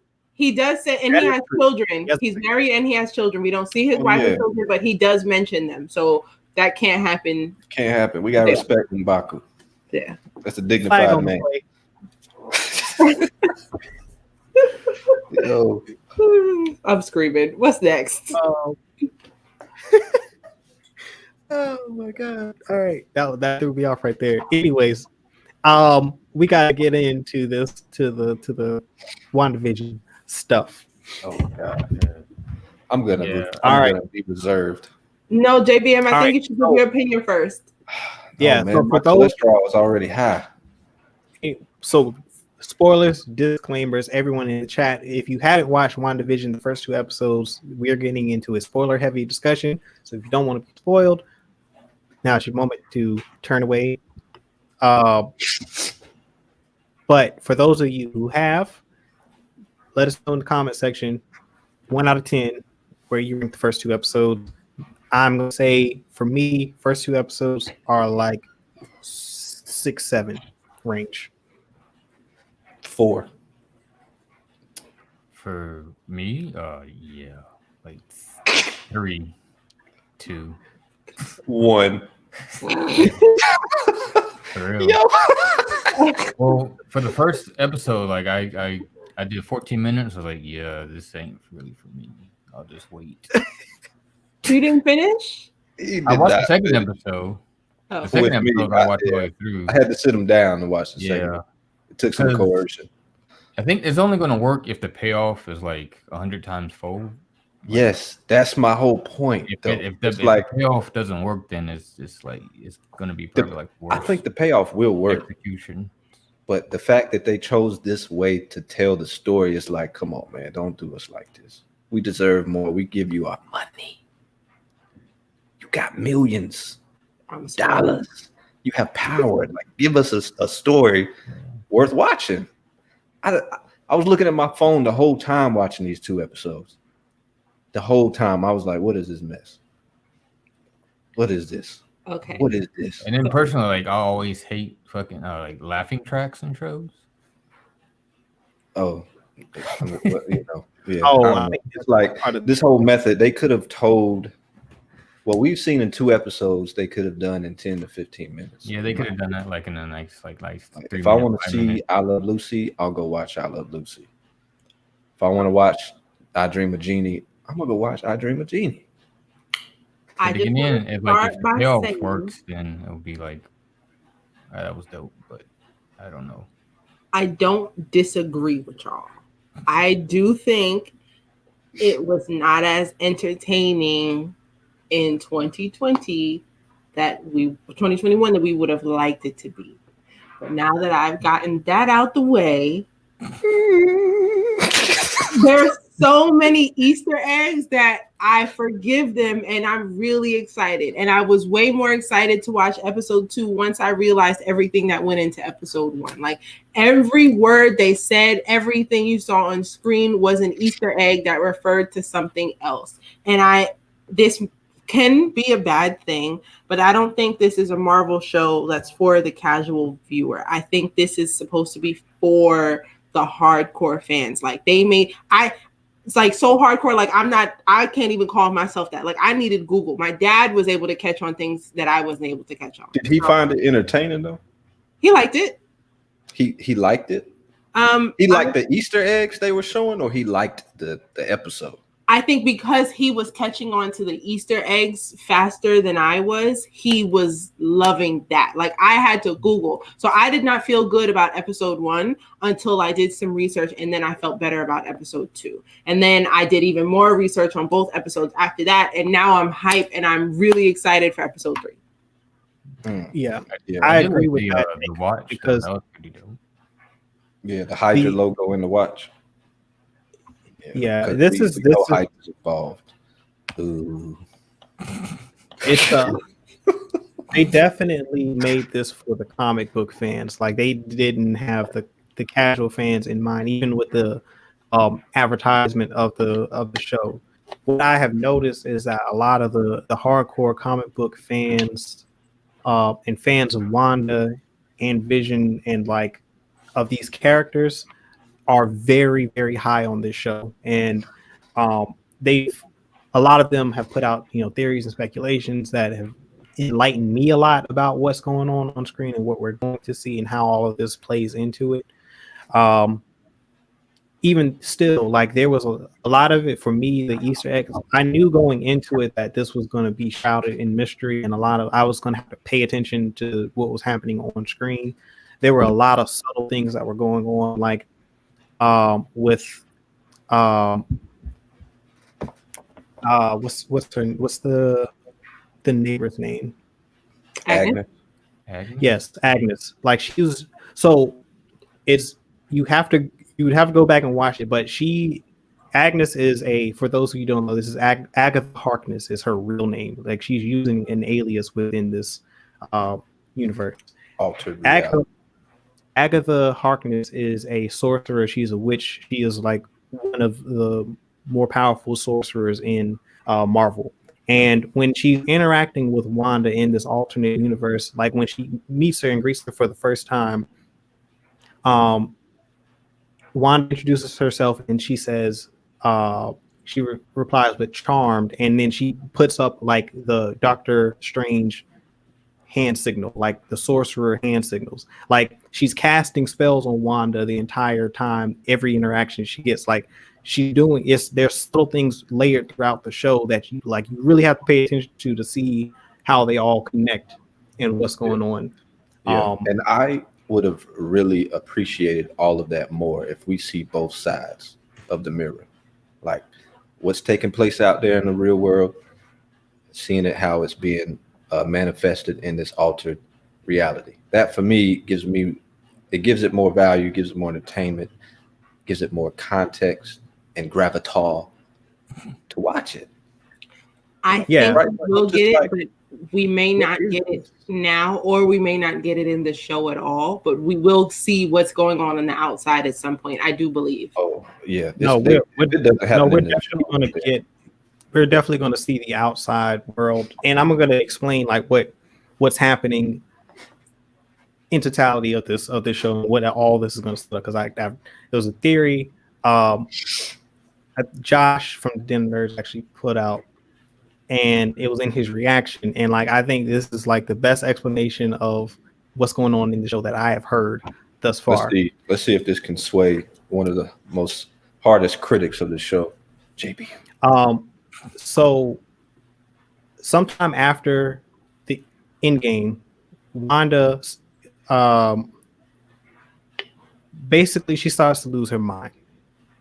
Like she's actively having a mental breakdown, and she goes either willingly or unwillingly to Pleasant Hill, which is where the show takes place. For those who don't know, Pleasant Hill is it's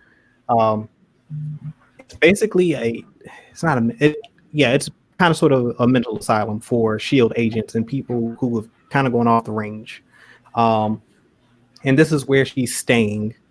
And while she's there, she's trying to cope with the death of Vision, because that was a permanent death. Like Vision does not come back after the snap. And like she's trying to cope with it, and she's having a hard time doing that. And while she's here at Pleasant Hill, she's watching all of these shows and these sitcoms, I Love Lucy, Dick Van Dyke, all of the shows that we're going to see her in this show.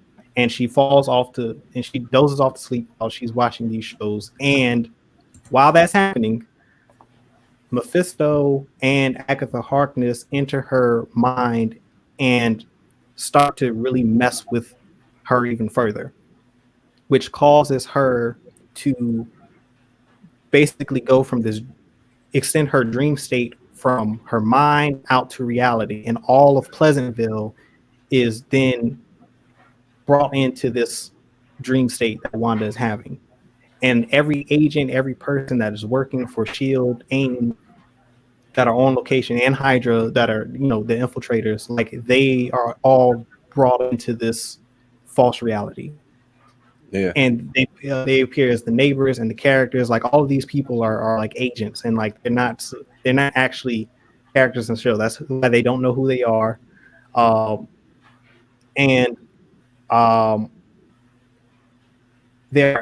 In order to contain this, SHIELD puts up a physical shield that contains this reality bending thing that Wanda is doing to Pleasantville. There's a containment field around the entire neighborhood that basically keeps it locked into this confined area, so that no one else outside of it gets affected and is brought into her dream state. And all of this is going to get explained in the show, but they wanted to make it clear that like this is not what it seems from the jump. Like this is why they just kind of throw you in it, and it's supposed to be told from Wanda's perspective. That theory kind of supports my theory. So something that I picked up early on is that there's no children at all on the show. There's no babies, no kids, no teens. Everyone on the show is an adult. Yet Wanda or people keep mentioning children or bringing up children to Wanda. For example, the boss's wife in episode 1, who said to them, like, why are you here? When did you get married? And why don't you have children yet? No mention of children ever, but all of a sudden this woman is asking about children. And then in episode 2, we have Wanda being a part of the fundraising committee, and they're raising funds for the children. And they kept saying all the time, for the children, for the children. What children? So I believe someone is putting the idea of children into Wanda's mind. We know that her and Vision. Manifest baby, you think? That person is Mephisto. Mephisto's the one that's putting that vision into her head. Right, because we know that in just because of everything that was going on, like with Vision, it was never even a thought of whether or not Vision could make children. And then, of course, she lost Vision. She's upset. She lost her brother. No woman is thinking about having kids at that point.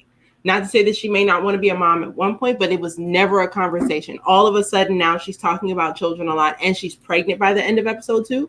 Someone else is giving her that idea. I don't think that's something that she wanted for herself originally. It's an idea that someone put in there. And I wouldn't be surprised if we see children in episode 3, not just her children, but children in general, because they weren't even a thought. So that's why they weren't in this reality. But Freeman's theory that there's no children, Freeman's theory that they're in Pleasant Hill would make sense because there would be no children at this insane asylum. So that might be the reason why children there initially just adults.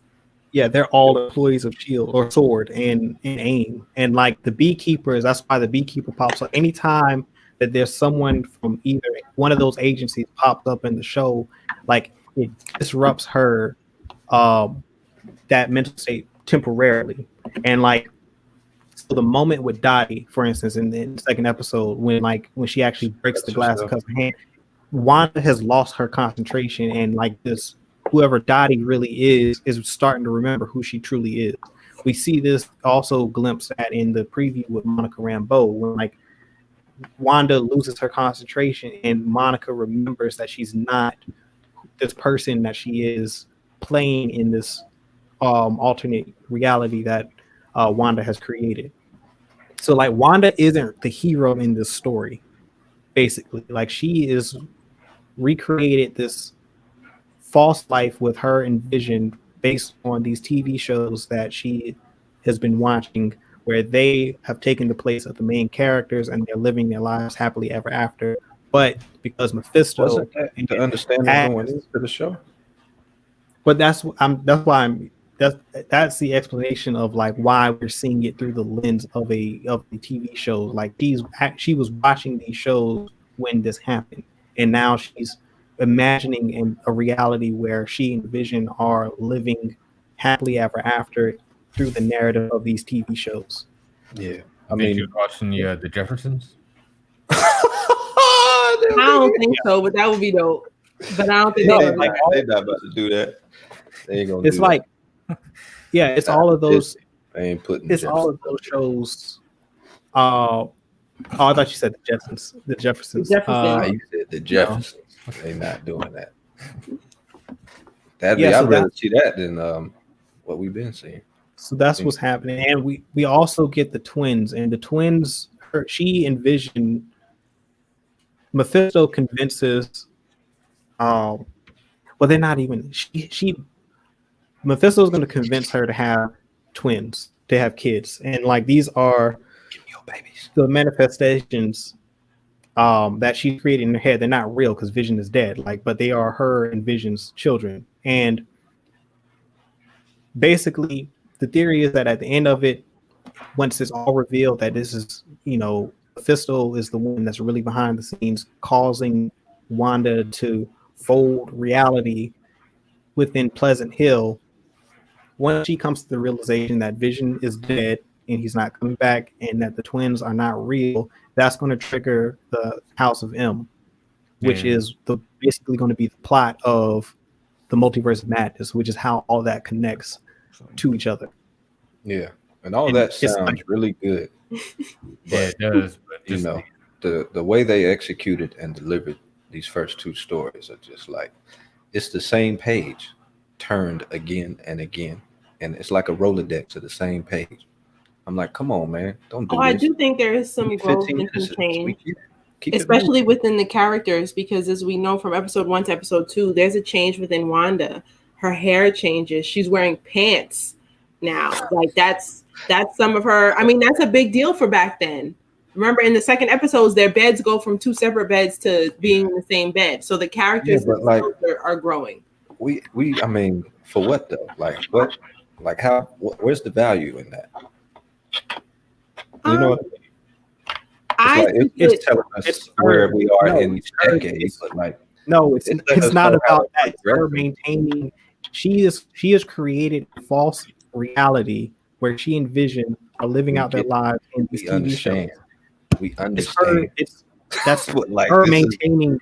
It's her maintaining the illusion. Like that's the point of it. Wanda. I Like she don't doesn't think there's want to- anything we can say that will make JBM and Absolutely not. Donovan feel better about this. 'Cause I I'm think with they are her. I'm hyped. saying like just for now, like just the payoff has to be like I think the payoff will be there. I can 100% disagree with how they're starting this off. Like we don't need to be here every episode. We But we don't. definitely won't be here next episode. They're gonna be in I think they might be in the 70s next episode. Yeah, They're gonna like be in children. episode, in 3 when they blow that hole in the wall, that could have been the ending of episode 1, and then let's get out of here and let's move it. Let's keep it moving.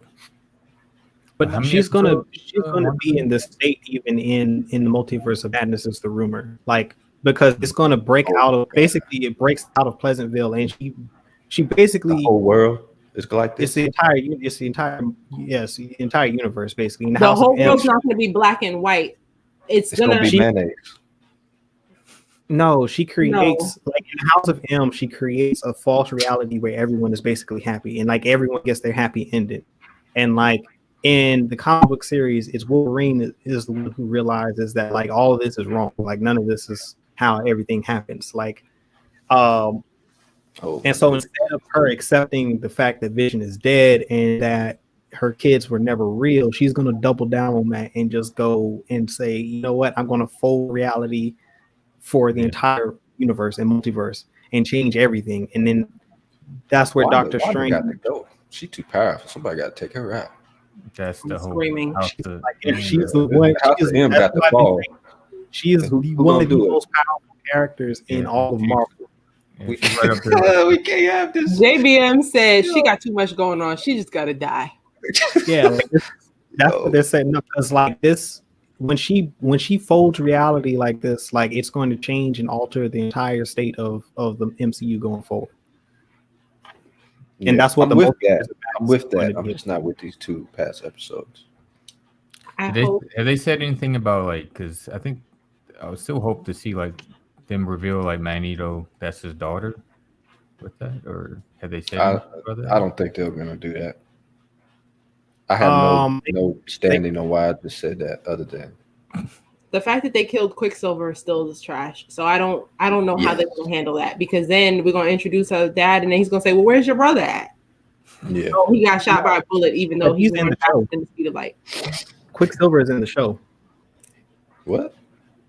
Yeah, because she creates him in the show. Oh, the altered. Okay.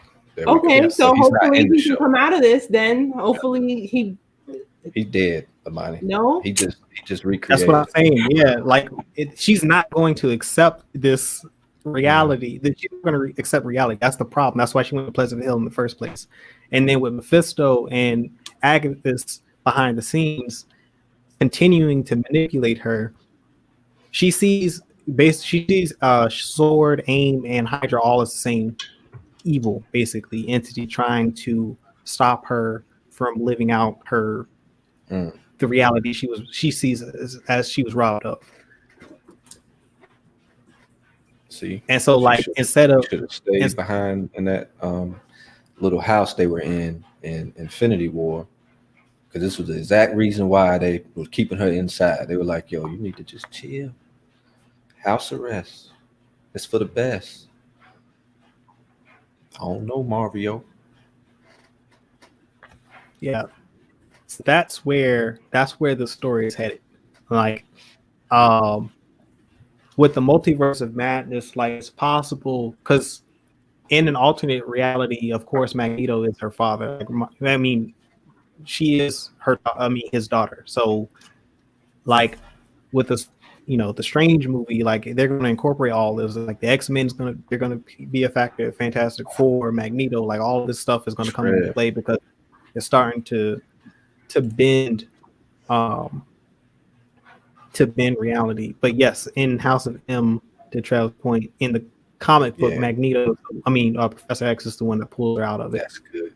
I would love to see that play out. That's good. Yeah. Oh, I hope they bring what's the actor who played him? Which one? The younger one or the older one? The older one. That's who I want to see. Bring him back. Professor Patrick Picard. Yes, Picard. The GOAT Picard, the greatest captain ever. Don't care what Dad says. I'm screaming. Donovan's a Trekkie. Yeah, me and my dad, we get in like little debates. He's Kirk, I'm Picard. Oh yeah. Kirk was from his time though. It's that generational wall. I go with Picard. Well, I still say like Cisco's right up there too with Picard. Oh, okay. I immediately went to the singer. Like, no, don't do that to Benjamin Cisco. That's off topic. Sorry. I don't know. I don't know who Cisco. I'm like, who is Cisco from Deep Space Nine? Yeah, he runs Deep Space Nine. Yeah. Well, it's good to know that you're a Trekkie because clearly we need assistance with that. So when they do more stuff, we'll have you on the show for more Donovan. I was about to say because I haven't watched Deep Space Nine. Yeah, that is one avenue that we have not touched. We Star need Trek. one. And we've been real disrespectful to that franchise. No, there's like people like they spent their whole lives on that. There's like walking encyclopedias, Trekkies out there. Shoot, my grandmother is one. Yeah, I mean, they just if they start putting out new content. I mean, besides they got shows. The problem is that the shows are on CBS All Access. I'm not paying for the streaming service. I'm sick and tired of them. Yeah. I just CBS, found out that I had it. They will flag you with anything. Like if you show like a 2-second clip, like you're gonna get called. Yeah, they're like crazy. Oh, we won't be doing that. We got in trouble with the Boys clip on really? episode 2. Sony flagged we rebels out here, yo. We get flags. Huh? Yeah, so we learned our lesson. Ain't no clips around these parts anymore. We do care. I mean, Disney didn't flag us because we've shown clips for Star Wars and for Marvel. Hey, we ain't got flagged by them yet. Disney know what's up. They like, they sharing our content. Let create that. Create that. I will say though, we played like a whole 2-minute video. That probably, in hindsight, that was a bad idea if you think about it. Like, why did we think it's a trailer? Like, it's not. We can get away with it. Yeah, that wasn't a trailer. That was a scene that they put on YouTube. That means it's all in good faith, though. You're right. Yeah, that's like it's not like it was we taken from nobody. Yeah. Yeah, it's not like we played 2 minutes of an episode. That'd be different because that's paid content. Like this is free material. Like that's different. Yeah. I think it just hurts because we weren't making money anyway, and they were like, "Now y'all can't make no money off this video." It's like, well, we don't make no money anyway. Come on, Sony, if you're watching this, approve that. Let us know what we're doing, please. Approve it, and then be a sponsor. Damn. Send us some drinks because clearly JBM is the only person get these packages. What drinks does Sony make? Sony, they just bought send us some PS5s. Yes. LOL. I don't know if y'all pray or meditate, but can we manifest some gear? Some laptops, some laptops for a body.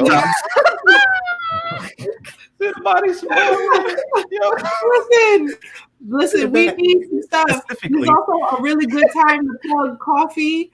If you love what we do, If you love watching our shows, if you enjoy hanging with us on Discord, please buy us some coffee. Coop, drop that link.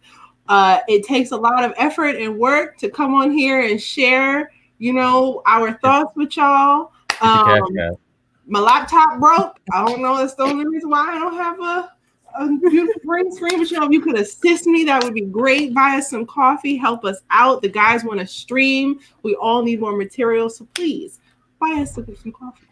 Yeah, link to the coffee page now. Link in the chat. So check that out. Appreciate any support we appreciate. Yes, much appreciated. Much appreciated. But yeah, like I don't know. I just a part of it. Where were we at? I don't know. We're gonna wrap up. We're gonna wrap up the WandaVision stuff. Like the part of it for me is like anything that forces me to actually look at what's going on, I'm automatically interested in, because most of the time I play most content while it's just playing in the background. I don't pay full attention to it because they're often narrating everything that's happening on screen, so I don't have to physically look at the screen to know what's going on. This was different. I had to pay attention to everything happening on screen because there were things that weren't being mentioned that had me interested, because I knew, one, Marvel has a good track record of paying off everything that they forward. Anything that they mention or show or hint at is intentional. Like, if you think it's a reference to something, then it is a reference to something. If you think it's Marvel is a Lannister, it always pays its debts. Yeah, so like they don't offer false positives. Like, they don't ever hint something or tease a thing and not pay it off. So like, I'm very much looking forward to this, and I think it's especially if they set up the House of M by the end of the series, like, because that's gonna change the whole landscape of Marvel. And I think it's with the House of M, I think that's a good direction for them to go in post Endgame, because it changes the entire landscape of Marvel. Like, and then it would be pretty dope if they did like the ultimatum after that, but I'm not sure. What's that? Yeah, and then they got to set up Secret Invasion as well. Takes place like after House of M. Is it like the fallout of House of M, or is it like something completely different? And it was like it's the fallout to what happens after House of M. They're setting up another 40 years of films, man. I know, right? Or because I thought they were maybe possibly do like the Avengers versus X-Men, but I'm not sure. I don't know. That'd be cool. And it's also like it's also a great way for them to introduce the Fantastic Four and the X into the MCU, because we don't have a valid explanation for why they haven't been a part of it. But if they use the House of M to introduce these characters, then now we've got it's really no questions asked. Like, we've set up this cataclysmic event, alternate, or this reality altering thing of the House of M that melds and changes the entire multiverse. And now you've got characters crossing over from different universes that we've seen before and some that we haven't. And I think like it's exciting that they're setting all that up in this fashion. Yeah, quick question also with WandaVision. Do you all think we'll see an episode that's themed like the Brady Bunch? And if so, will they say Wanda, Wanda, Wanda? Yeah, I can definitely see them doing that. Yeah, I think that is almost confirmed. I think they confirmed that. That's crazy. They do have a Brady Bunch themed episode. I know that for a fact. Who's gonna be the bunch? That's when they have kids. That'd be like the twin. Though the twins will be born. I don't know who all is going to be in the frame, but the twins will be born by then and will be appropriate age. Is this a way to kind of bring in the boomers? I mean, it's bad because it's on Disney Plus. I've been trying to teach my grandma how to watch this stuff, and it's difficult. So I don't know. Yeah, I don't know if you've ever tried an older person. First demographic, so they have a very diverse demographic. I think they're trying to bring in more boomers. My thoughts is how the boomers gonna watch this in the first place? How they gonna get there? Have you ever tried to instruct someone over 70 how to get through Disney Plus? Have you ever had them phone calls? I've had them phone calls. It's difficult. Okay, she only watches Disney Plus when she's here because she don't know how to get through on her TV. So I'm telling y'all, it can't be. It ain't. It's. She'll find out about this next time she come over.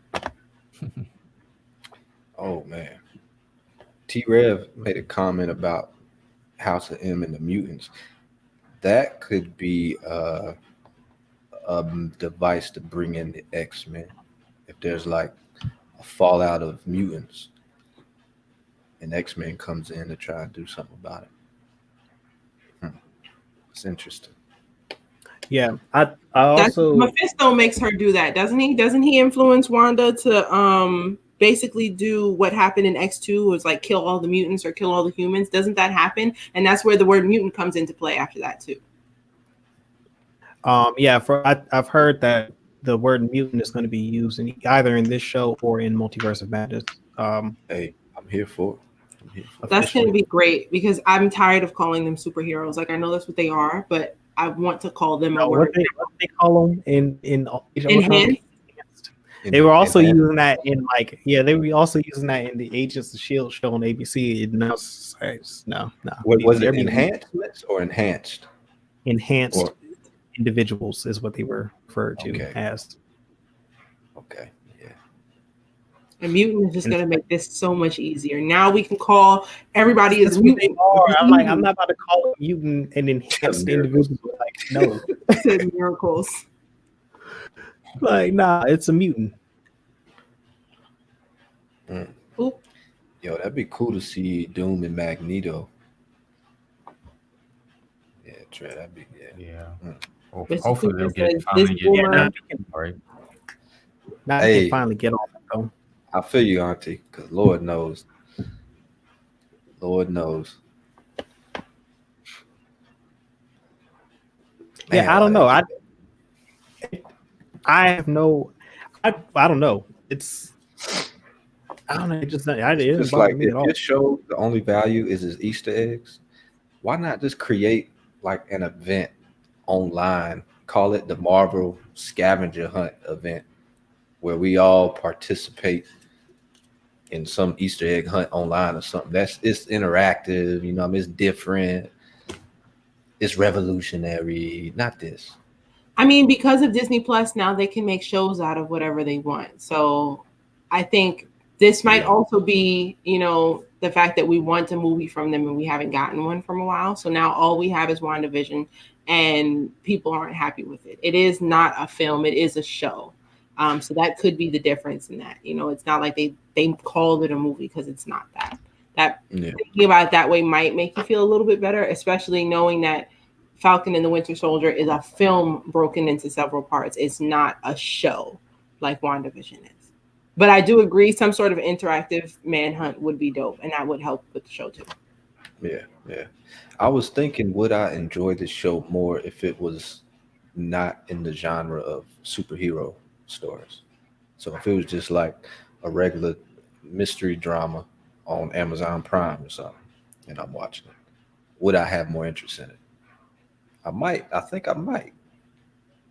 But because I think I have this built up expectation with superhero movies and TV shows, like I'm not with the slowpoke. Definitely. I agree. I like the violence and I like the rada, and we're not getting that here. So, but yeah. Yes. I think we'll get it soon. I need blood. You got a little bit of it in episode 2. Oh yeah, the hand. Yeah, this like the most. It's funny. Like the most excitement on the show is somebody getting their hand cut. I'm just like, yo, what is this? Anyway, the ending was the most exciting to me when the beekeeper popped out. Also, although I feel like that was kind of obvious after doing research, I think they're not going to make it easy for us for these Easter eggs. Like they're just not. Well, and it's also an and AIM agent, because like they're known as the beekeepers. There's also like a not so subtle hint that it was an agent. Oh yeah, that's direct in the face. But one positive from episode 1, we got to see Ethel, the actress, on screen again. From she was Lucy's best friend in I Love Lucy. That was cool to see. Like, yes, the boss's wife. Oh, I thought that was the mom from that '70s show. Oh, that's who she was. Damn. Yeah, that's the mom from the '70s show. Pardon me, disrespect. It's like, the mom from '70s. So that was cool to see. I was like, oh, okay. Mm-hmm. Oh yes, somebody also said that when when Vision is working at that company, that they don't know like what the company does, and like he's sorting and filing papers. They said that that's actually him like managing the Ultron streams that he's absorbed. What? Because when the hand at the end of episode 1. No, he didn't. He didn't kill Ultron. He absorbed Ultron. Ultron is a part of him. No, but he's. What do you mean? But Vision's dead, right? Vision's dead. Vision's dead. But when he was managing the streams of consciousness that were Ultron, because Ultron isn't dead. He just exists as data. T-Rev made a good point. People are saying that the hand at the end of the episode 1 is Darcy from the Thor movies. He's talking about when the episode ended, then it went on the little screen and you see like someone is watching what Wanda is thinking. Oh, I missed that part. And the voice turned it off. The voice on the radio is Jenny Wu. Jenny Wu. So who's Darcy? She's is that from she's from Thor.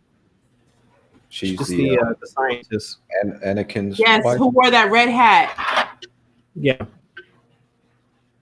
From the first Thor movie, she helps like the scientist guy when Thor is trying to open up the Biofrost. She was like a student of his or something. She was like the intern. Yeah. Is she the one that went down the tunnel when it was collapsing and all that? Oh no, I'm thinking of a SHIELD agent. Never mind. Natalie Portman, friend from Thor. Yeah, Natalie Portman. So it's Natalie Portman. That's Darcy. No, it's her friend. Oh, Natalie Portman is going to be the new Thor in Thor: Love and Thunder. Nice. She's got to get some muscle on her though. She's kind of small. Mrs. Cooper says, "Hurry up and give her some psychotic mushrooms to bring her back to reality." I don't know if that's going to help. That might do the opposite effect. That might make things worse. She's already tripping. That's definitely going to make it worse. She don't want nothing with MDMA. That was my dry. Excuse me. That wouldn't help at all. Yeah, maybe a sedative. Like a. Nah, that's not gonna help either. Because you put her in a deeper state, then that just makes her reality more. It makes her version of reality more powerful. Hey, this situation calls for Professor X, man. Bring him on. Yeah, that's why they gotta bring in like Doctor Strange and like other like cosmic superheroes, because they're the only ones that can really manage this. Like no one on Earth is equipped to handle this right now. What she's going through. That's a great way to bring in all these superheroes. I like the premise. I do. Just not feeling the show. Yeah. Not yet. Not mad at it. I understand. Yeah. I'm curious to see. And then like what's Agnes says it, I think in episode 1, the devil's in details. Mm-hmm. Which that's also another hint towards Mephisto, because that's exactly who Mephisto is. He is Satan. And he so give us a little backstory on Mephisto. Who exactly, like, where's he come from? He is literally Satan. He's Satan. He is Satan from the Bible. Really? Yes. If you Google him, his other names are Devil, Lucifer. Yes. Is he going to be the bad guy in Love and Thunder? he's I going to don't be know. one of the big bad. This dude look like somebody straight out of an anime. You know who he looked like to me a little bit? You ever play Candyland, the licorice dude? Yeah, That's who he looks like to me. yeah, he is literally saying. T-Rev I mean, says that he's even credited with deceiving Adam and Eve in like that's who he is. Damn. Yeah, Yeah, his alias is Satan, Maya, Lucifer. I don't even want to say these out loud. knock on wood and say a prayer after the stream. T-Rev says he is the one who made a deal with Johnny Blaze to make him Ghost Rider. So the first time we're seeing Mephisto on screen is in the Ghost Rider film. Yo, that's a deep cut, T-Red. The Nicolas Cage, is that still canon? No. They better said that was so much oomph. Yeah, not that version. Not that version. No. That was aggressive. Yo, they better not do that. That Nicolas Cage movie. Hell no. Oh yeah, that is true because he was trying to deceive Thanos. This is interesting, yo. This is very interesting. The more I think about him, the more I can't help but think about the licorice guy from the Candyland game. That's what he looks like to me. This would, because it's like, how do you top Thanos? He was a top dog villain. You can do Galactus. I'd love to see him. Yeah, I think we will. Yeah, I think we will after Guardians of the Galaxy 3. Yeah. Oh, Galactus, but if we see Galactus, we gotta see. We're gonna have multiple cosmic level villains appearing at the same time. I'm here. Because I mean, even Kang the Conqueror is gonna appear as well.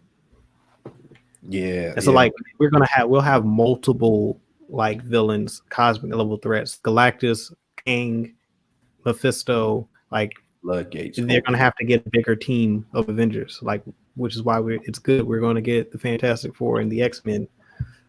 Because we need those people, and then Doom, of course, is also now on the table. Man, that's wild. It's gonna be big, man. I'm here for it. You know, we lost Thanos, and he's replaced with Mephisto, Kang, Galactus, and Doom. The next Avengers, and then you got Sinister Six that are gonna appear in the Spider-Man 3. That'll be a good blend to see. So we getting all these cosmic villains, and then in Spider-Man we get like your down to earth villains. So, also, and Blade is also a part of that universe, and Morbius, and like all of them. Like so, like you get me too excited right now. I'm hyped for Blade too. Well, all of it is all connected. Like that's the wild thing. Like, so I said this in the Discord. Do you guys think Blade's going to be end credit scene in Black Widow? Shoot, why not? Let's do it.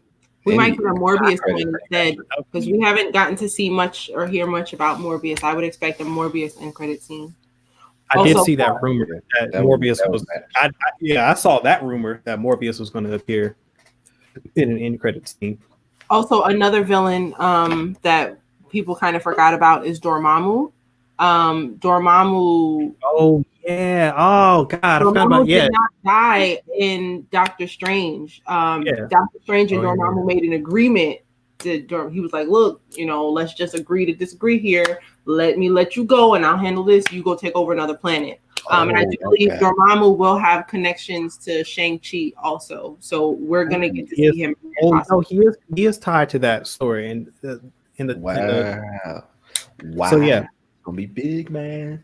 And then Loki ties all these things in as well, because like Loki's going to introduce everyone to the TVA, and like, which is the Time Variance Authority, and dealing with the time travel and all that dynamic.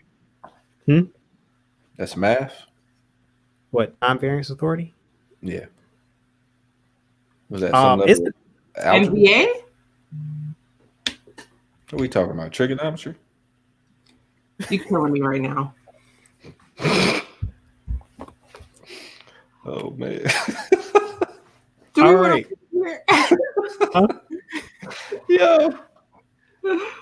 Yeah, so Are we? Do y'all want to? We're at the 2 hour mark. Do you want to continue and do the community hour? Because we never actually got to the community discussion. You know, we were supposed to talk about some DC stuff too, and we could go on and on. What if we make next week a double community discussion? Yeah, that. All right. All right. That So next week we'll get into this DC news, and there'll probably be even more DC news by the time we get here. So we will go back to our community discussion of what other DC characters would you like to see on screen? We know they're loving the Batman, they're loving the Justice League, but DC has a whole bunch of other people in the background, and we want them to bring some of them forward. So who in the DC camp would you like to see on the big screen? And our other community discussion, we talked about it a bit today about Fantastic Four. We know that we're going to get to see them in, what's that, Guardians of the Galaxy 3? No. Mm-hmm. Which Possibly. movie? In Ant-Man and the Wasp, or Ant-Man 3, we're going to get to see never mind. Fantastic Four. So, you know, we've seen them twice on camera already on screen. Who would you like to see cast in those roles? So we're going to talk about what DC characters we want to see on screen, and we'll do some fan casting for the Fantastic Four. I want 4 actors I don't know. Yes. Or is there an actor from a previous film that you would like to come back? Because I know I do. From a the previous Four, I think from like a previous Fantastic Four. A previous Fantastic Four. Before we get out of here, for the P. Fantastic Rich Four, the married couple. Oh, P. Rich is back. Before we get out of here, You've been sweating. You've been at work, huh? Been sweating. Yeah, Loading that truck just to get back. I was rushing. I was running. I was like, I gotta get back to the stream, guys. Yo, but yeah, we decided to do the community discussion into next week and combine them for 2 community discussions. But we anyways, like 2 hours right now. Yeah, we had 2 hour mark. That the Marvel stuff. We got a lot of news on Marvel this week, and that was a worthwhile discussion. Honestly, It was. So it's a good time. The DC news, and we'll have a DC stream next week. Yes, the DC-centric stream. Yeah, so DC next weekend, same time, 8 p.m. Eastern Standard Time here on this channel.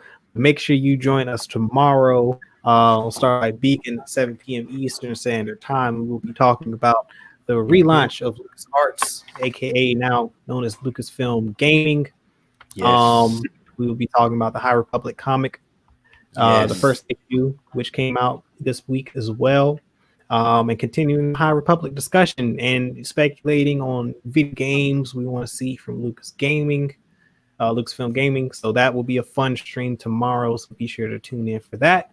Yeah, and on Friday, make sure you join us back on the same channel. What are we doing? 8 p.m. Eastern again? Yep, 8 o'clock. 8 o'clock Eastern Standard Time next Friday for the WandaVision recap of episode 3. Yes. Definitely looking forward to seeing you all there. Like I always say, well, actually, you know what? Before I'm not going to close yet. Give everyone a chance to close out. JBM, any last remarks? Thank y'all for chilling with us, man. Y'all have a good night. Be well. That's it. Donovan, closing. Good night. P. Rich.